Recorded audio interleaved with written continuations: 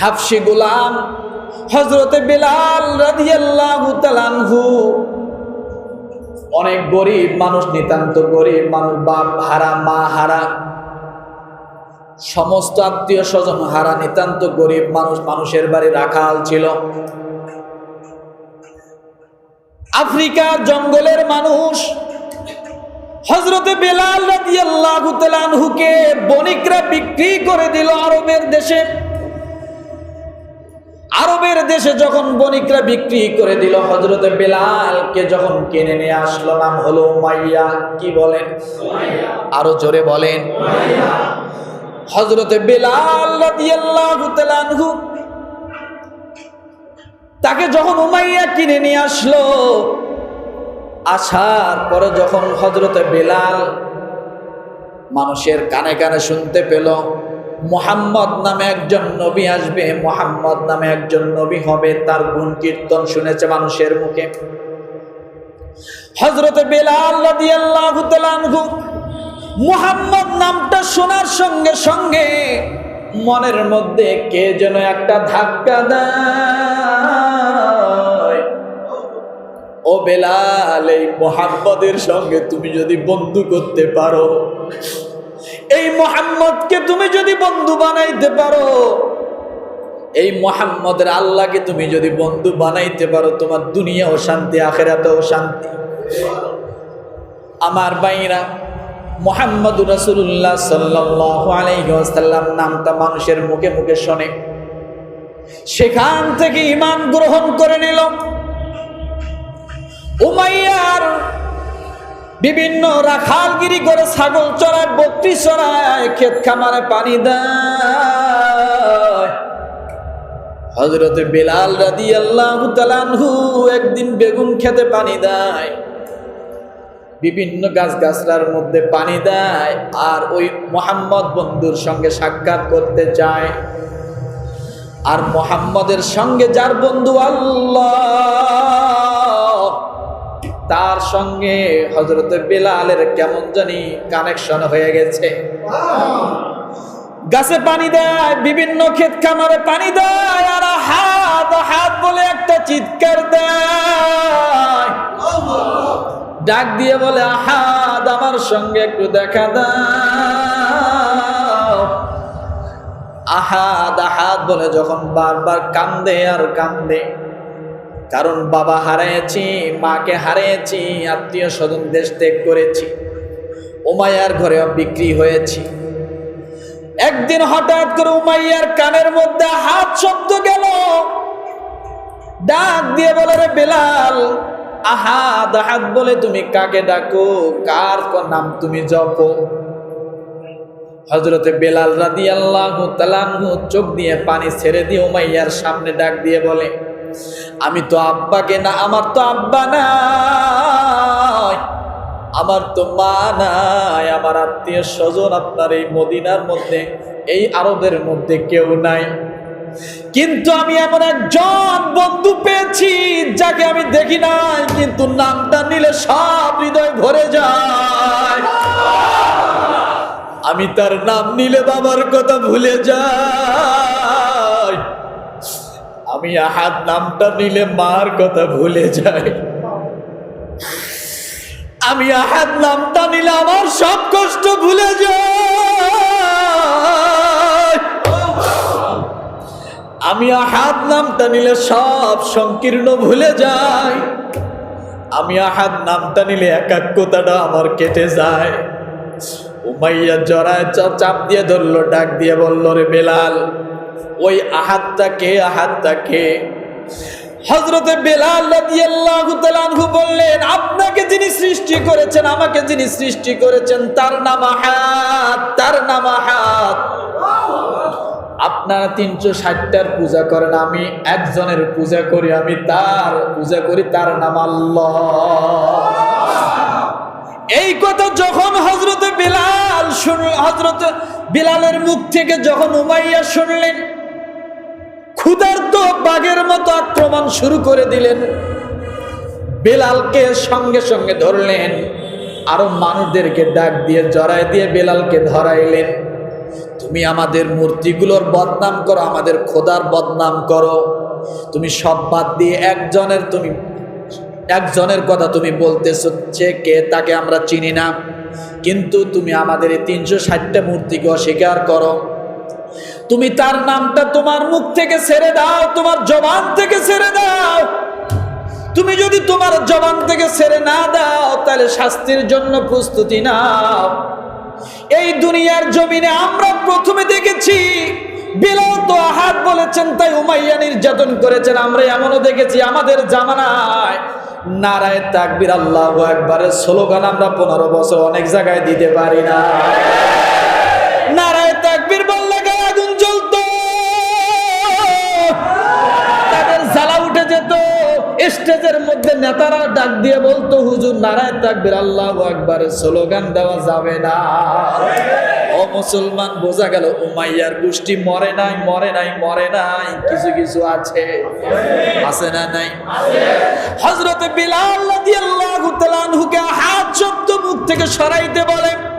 আহাদ আহাদ শব্দ সরায় না, আহাদ আহাদ জপতে থাকে, যত বলে তত বারবার আরো জোরে জোরে আহাদ আহাদ বলে। উমাইয়া যখন এক পর্যায়ে বিলাল রাদিয়াল্লাহু তাআলা আনহুকে মারপিট শুরু করে দিল, চামড়া ফেটে ফেটে রক্ত বাহির হয়, ফিনকি দিয়ে রক্ত পড়ে। এরপরে হযরতে বিলাল রাদিয়াল্লাহু তাআলা আনহুর পায়ের মধ্যে রশি বেঁধে উত্তপ্ত বালুর মধ্যে টানা হেসরা করে।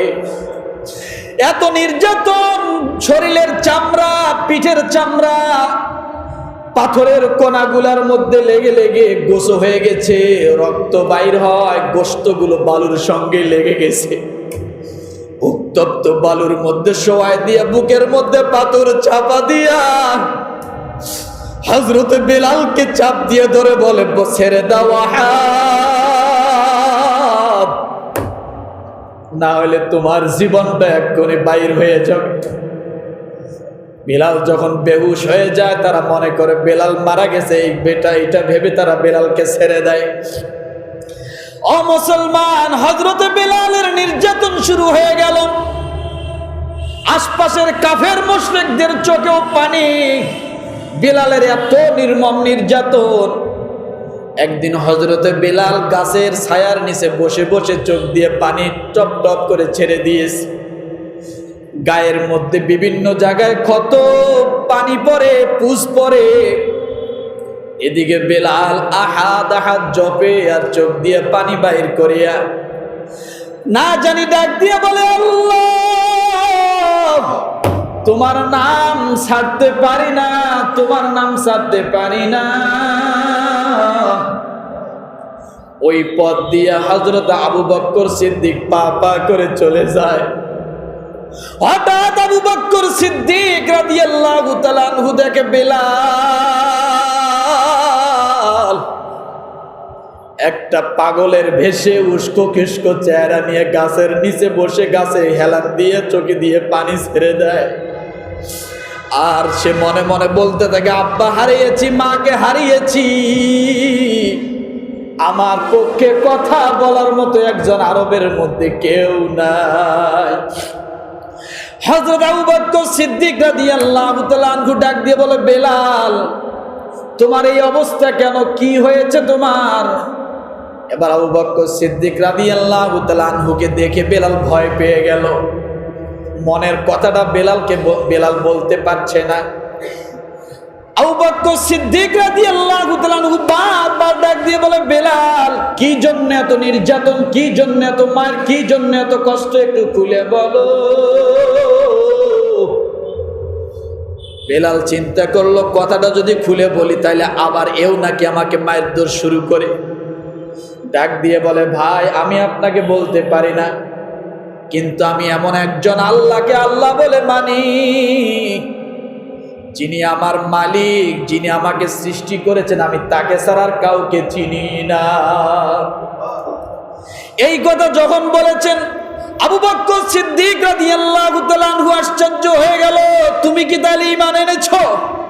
বেলাল চিৎকার দিয়ে ডাক দিয়ে বলে, ভাই, শুধু ঈমান আনি নাই, ঈমান আনতে যায়া পিঠের চামড়া খসে ফেলেছি।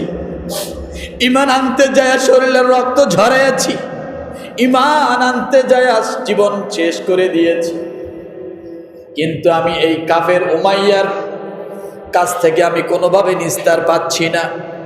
হযরতে আবু বকর সিদ্দিক রাদিয়াল্লাহু তাআলা আনহু উমাইয়ার কাছে গেলেন, উমাইয়া তুমি এই বেলালকে আমার হাতে দিয়ে দাও। তখনও বেলালের হাতে হাত করা পড়া। বেলালকে আমার হাতে দিয়ে দাও, এর বিনিময়ে তুমি যা চাও আমি তোমাকে সব দিব। উমাইয়া বলে, না, কোনোতেই সম্ভব না, আমার বাড়ির কাজ কে করবে?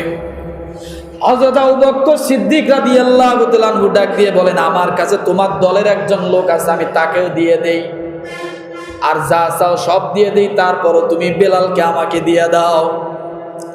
উমাইয়া কোনোভাবে রাজি হয়েছে।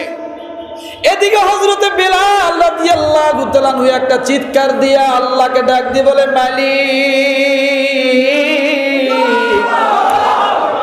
যে কোনো শর্তেই হোক উমাইয়া তো তার থেকে আমাকে ছেড়ে দেওয়ার রাজি হয়েছে, কিন্তু আল্লাহ আমি উমাইয়ার কাছ থেকে ছাড় পেতে চাই, কিন্তু আমি তোমাকে ছাড়তে চাই না।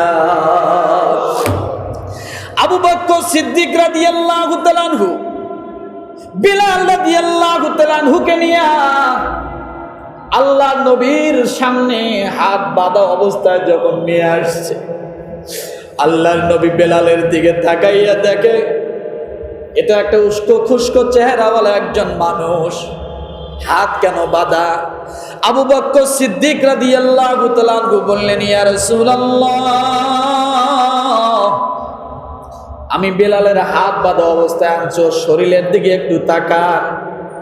আল্লাহর নবী যখন শরীরের দিকে তাকাইলেন, রাসূল শরীরের মধ্যে চোখের মধ্যে পানি রাখতে পারলেন না।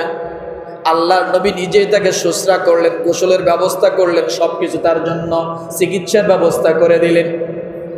তখন থেকে হযরতে বেলাল আল্লাহর নবীর দরবারে থাকে। আল্লাহর নবীর সঙ্গে তার কি সম্পর্ক?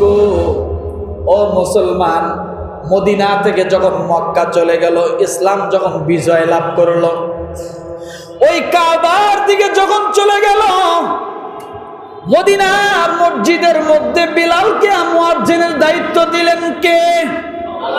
কথা বলেন। যে মসজিদের ইমাম রাহমাতাল লিল আলামিন নবী, ওই ইমাম সাহেবের মুয়াজ্জিন হলো বেলাল। কত দামি দামি সাহাবে আবু বকর, উমর, উসমান, আলী ছিল, কিন্তু মুয়াজ্জিন হতে পারে না। আল্লাহর দিক থেকে যখন রহমত নাজিল হয়, সর্বপ্রথম ইমামের মাথার উপরে অর্পণ হয়, ইমামের মাথার থেকে মুয়াজ্জিনের ঘাড়ে চলে যায়, তারপরে মুসল্লিদের কাছে বন্টন হয়। আল্লাহর নবীর উপর রহমত নাজিল হয়, তারপরে বেলালের ঘাড়ে চলে যায়। ও মুসলমান, আল্লাহর নবীর সাহাবী মুয়াজ্জিন হয়ে গেলেন, আযান দেওয়া শুরু করে দিলেন। কিন্তু মদিনা থেকে যখন মক্কা বিজয়ের জন্য যখন চলে গেল, মক্কা স্বাধীন হয়ে গেল, ইসলামী রাষ্ট্রে পরিণত হলো। মক্কায় যাওয়ার পরে আল্লাহর নবী ডাক দিয়ে বলে, উমর, এই মক্কার ঘরটা তুমি খোলো। মক্কার ঘরটা যখন খোলা হলো, বলল সব মূর্তিগুলো ভেঙে ফেলো। সমস্ত মূর্তিগুলো যখন ভেঙে ফেলা হলো, আল্লাহর নবী বলেন, জমজমের পানি দিয়ে কাবা ঘরের ভিতরটা পরিষ্কার করে দাও। কাবা ঘর পরিষ্কার হয়ে গেল, একবারে পবিত্র হয়ে গেল। আল্লাহর নবী ডাক দিয়ে বলেন, ও আমার সাহাবীরা, আজকের এই মুহূর্তের যে আযান, এই আযান হবে স্বাধীনতা ঘোষণার আযান, ইসলামী রাষ্ট্র ঘোষণার আযান, মক্কা বিজয়ের হবে আযান। অন্য দিনের আযানের মতো আজকের এই মুহূর্তের আযান এক হবে না। এই আযানের মর্যাদা থাকবে সব সময় আলাদা, কথা ঠিক কিনা? আল্লাহর নবী ডাক দিয়ে বলেন, সাহাবীরা বলো, বিজয়ের আযান কে দিবে? বিজয়ের আজান কে দিবে? কে দিবে? কে দিবে? বিজয়ের ঘোষণা আজানের মাধ্যমে হবে। এই ঘোষণা কে দিবে? এক সাহাবী ডাক দিয়ে বলেন, ইয়া রাসূলুল্লাহ, আমরা কয়েকজন মিলে পরামর্শে একমত হয়েছে আজকে বিজয়ের আজান দিবে আবু বকর। কে দিবে? যিনি প্রথম সাহাবী, যিনি বড় সাহাবী, তিনি দিবেন আজান। আবার কি কয়েকজন সাহাবী পরামর্শ করে আল্লাহর নবীর কাছে বললেন, ইয়া রাসূলুল্লাহ, আজকের আজান দিবে হযরত উমর।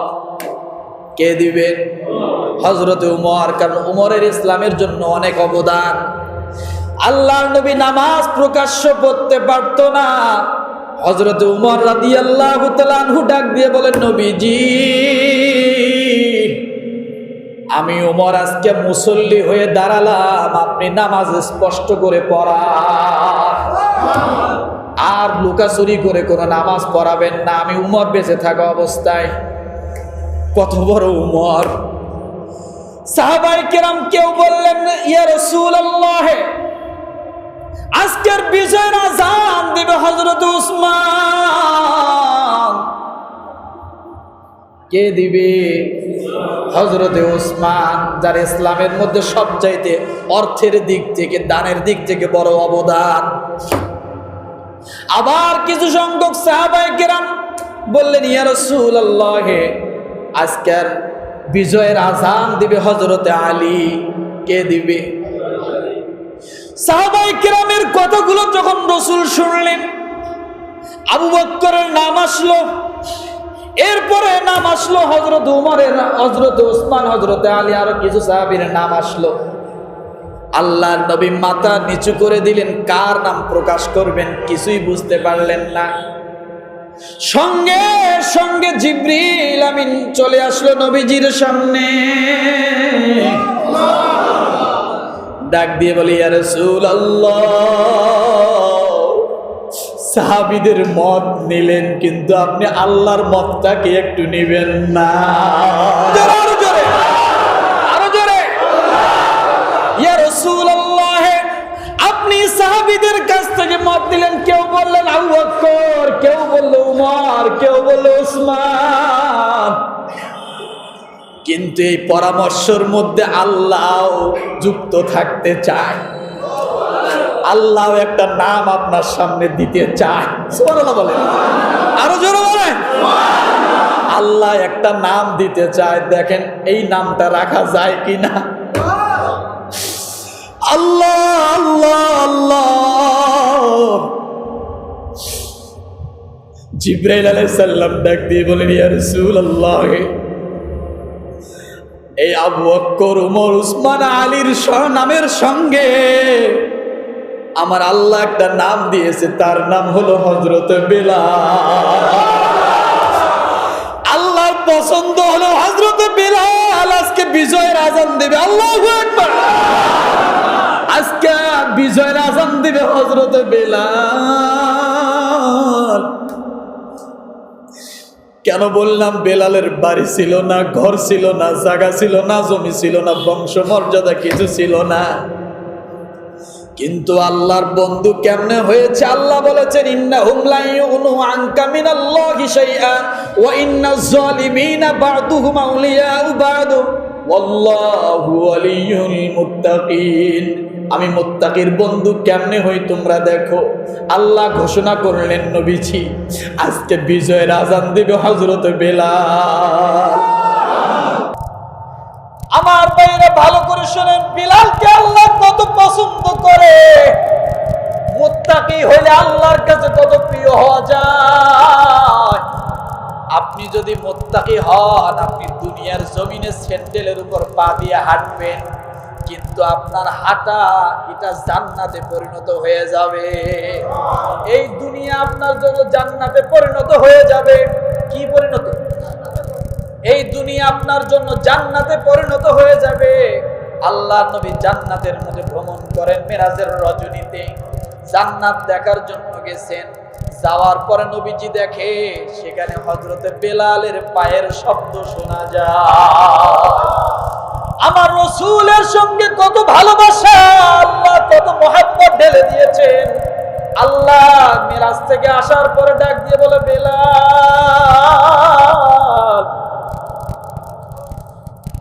তুমি আমার পিছ ছাড়তেছো না কেন? তুমি আমার পিছ ছাড়ো না কেন? বেলাল বলি, ইয়া রাসূলুল্লাহ কিছুই বুঝলাম না আপনার কথা। বেলাল, দুনিয়ার জমিনে তুমি যেমন আমার পিছনে পিছনে লেগে থাকো, আমি জান্নাতে নবীজি যায় যখন একাই পড়ে গেলাম, সেখানে দেখি তোমার পায়ের শব্দ। ও মুসলমান, ওই নবীর সঙ্গে বেলালের কত ভালোবাসা। আল্লাহ যার জন্য কোরআনের আয়াত নাযিল করে দেয়, ইন্না আক্রামাকুম ইনদাল্লাহি আতকাকুম। আল্লাহ বলেন, যার তাকওয়া আছে আমি আল্লাহর কাছে সে সম্মানী। কি বলেন? যার তাকওয়া আছে সে আমি আল্লাহর কাছে সম্মানী। কেমন সম্মানী দেখেন, আল্লাহর নবী যখন দুনিয়া থেকে চলে গেলেন, কবরস্থ হলেন, ওই সময় প্রায় লক্ষাধিক মতো সাহাবী ছিল কি ছিল না? প্রায় 1 লক্ষর উপরে সাহাবী ছিল। রাসূল যখন দুনিয়া থেকে চলে গেলেন, কবরস্থ হলেন, হযরত বেলাল রাসূলের বিয়োগ সহ্য করতে পারলেন না। মদিনা থাকবো, রাসূলকে দেখবো না, এই মদিনায় আমি বেলাল থাকবো না। যে মদিনায় আমি থাকবো রাসূল থাকবে না, সেই মদিনায় আমার থাকার কোনো প্রয়োজন নাই। বেলাল গাট্টি মুস্কা নিয়া চলে গেলেন শাম দেশে, অন্য জায়গায় চলে গেলেন। যাওয়ার পরে 1 মাস 2 মাস চলে যায়, বেলাল আর মদিনায় আসে না। অথচ সেই সময় প্রায় লক্ষাধিক সাহাবী। আল্লাহ নবী একদিন স্বপ্নে বেলালকে ডাক দিয়ে বলে, রে বেলাল,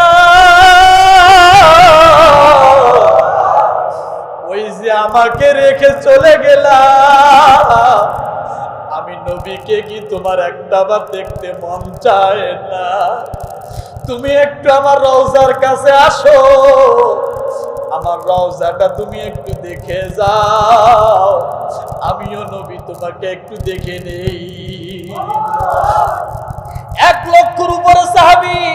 আল্লাহর নবী কাউকে স্বপ্নে মদিনায় ডাকে নাই, একমাত্র বেলালকে নবীজি ডাক দিয়ে বলে, বেলাল রে, আর কতদিন আমাকে ছেড়ে দূরে থাকবে? একটাবার তুমি মদিনায় আসো, আমি রসুলের কাছে একটাবার আসো, আমার রওজাটা অন্তত দেখে যাও।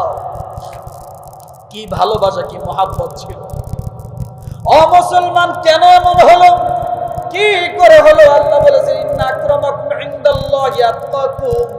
বেলাল ছিল মুত্তাকি। কি ছিল বলেন? আরো জোরে বলেন। বেলাল ছিল মুত্তাকি, যার কারণে আমার আল্লাহ বেলালের সম্মান এত বাড়ায়া দিয়েছেন। আমরা কি মুত্তাকি হতে চাই? জোরে বলেন, মুত্তাকি হতে চাই। এই যে প্রায় 40টা গুণ দিলাম, এই 40টা গুণ আপনারা একটু স্মরণ করার চেষ্টা করবেন। আপনি যদি মুত্তাকি হন, আল্লাহ বলেন দুনিয়াও তার সম্মান, আখিরাতেও তার সম্মান। আখিরাতে কেমন করে সম্মান হবে? অন্যান্য জান্নাতীরা বিচারের পরে জান্নাতের ফয়সালা যারা হবে, জান্নাতের দিকে রওনা করবে। কিন্তু আল্লাহ বলে যারা মুত্তাকি হবে তাদেরকে রওনা দিতে হবে না, আমি আল্লাহ জান্নাতটা তাদের সামনে নিয়ে আসব। ওয়া উজলিফাতিল জান্নাতু গায়রা বাঈদ, ওয়া উজলিফাতিল জান্নাতু লিল মুত্তাকিনা গায়রা বাঈদ, ওয়া উজলিফাতিল জান্নাতু লিল মুত্তাকিন। আল্লাহ বলেন মুত্তাকি যারা হবে তাদেরকে পায়ে হেঁটে জান্নাতে যাওয়া লাগবে না, আমি আল্লাহ তাদের সম্মানের খাতিরে তাদের সামনে আমি আল্লাহ জান্নাত উপস্থিত করে দিব। সূরা কফ আয়াত নম্বর 31। আল্লাহ বলে যারা মুত্তাকি হবে তাদের সম্মানের কারণে আমি আল্লাহ সম্মানার্থে জান্নাত তাদের কাছে নিয়ে আসবো, তাদেরকে জান্নাতের কাছে যেতে হবে না। তাহলে আমরা মুত্তাকি হতে চাই? কথা বলে, আরো জোরে বলে আল্লাহু আকবার। মুত্তাকি হইতে বড়লোক হওয়া লাগে না, টাকাওয়ালা হওয়া লাগে না, পয়সাওয়ালা হওয়া লাগে না, বেশি সম্পদ হওয়া লাগে না। মুত্তাকি একটা ইখলাসের বিষয়। আপনি দুনিয়ার জমিনে চলেন, আপনাকে মরতে হবে, এই কথাটা শুধু স্মরণ করেন, আপনি মুত্তাকি হয়ে যাবেন। আপনাকে মরতে হবে এই কথাটা যদি আপনি স্মরণ করেন, আপনি মুত্তাকি হবেন। পারবেন? কুল্লু নাফসিন যায়িকাতুল মাউত, এই কথাটা স্মরণ করবেন। যদি এটা স্মরণ না হয়, কবর দেখলে অন্তত একটা মিনিট কবরের পাশে দাঁড়াইবেন, কিছুই বলতে পারেন না, শুধু দাঁড়াইবেন, সূরা ফাতিহা সূরা ইখলাস পড়বেন, আর একটাবার ভাববেন এই কবর আমার জন্য একদিন খোলা হবে। কথা ঠিক কিনা? ও মুসলমান, বলি মুসলমান, কবরে মানুষ যাওয়ার আগে, লাশ যাওয়ার আগে যায় বাস। কি যায়? কবরে লাশের আগে কি? বাস। আপনি কবরে যান নাই, কিন্তু কবরের মধ্যে বাস রেডি হয়ে গেছে। এই হলো দুনিয়া। তাহলে বোঝা গেল মুত্তাকি হওয়া দরকার আছে না নাই? আল্লাহ আমাদের সকলকে মুত্তাকি হিসেবে কবুল করে নেন, বলি আমিন আমিন আমিন। আল্লাহ আপনি কবুল করেন, বলি আমিন।